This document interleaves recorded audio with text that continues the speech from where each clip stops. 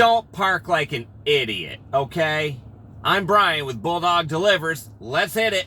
Something that I see from time to time, and there was a string of just people who park like total garbage, and I'm not talking about the people that take up 2 or 3 parking spaces with one car. I'm talking about people who park in fire lanes, handicap spots, as I told you about in the video where this woman almost killed me to get into a parking spot that she had no right being in to begin with. But I just see it all the time, people doing stupid things. Here's a couple of examples. Now in this picture, this guy showed up, actually one of my favorite restaurants to do orders from, and he parked right in front of the main entry doors. And you notice around his car are those yellow stripes, which means do not park there. The ironic thing is, there were a lot of parking spaces available, but he had to park in that spot.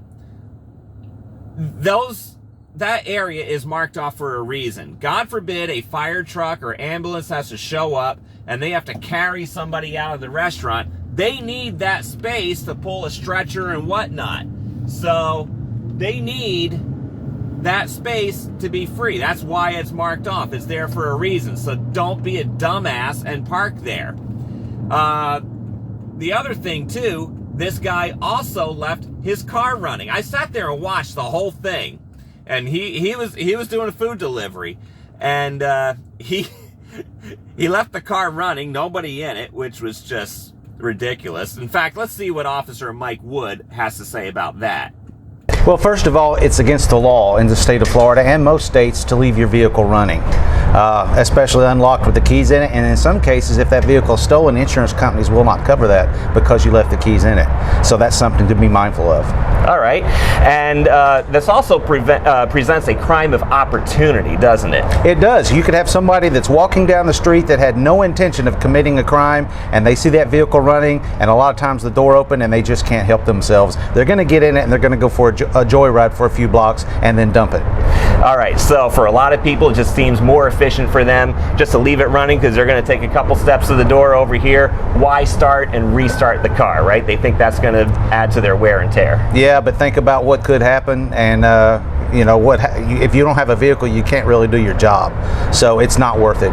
Shut it off. I mean, if you look at UPS drivers, they go from one house to the next. They have to shut that vehicle off. It doesn't matter if they travel 15 feet. They have to shut it off again. And we don't have any reports of stolen UPS trucks ever.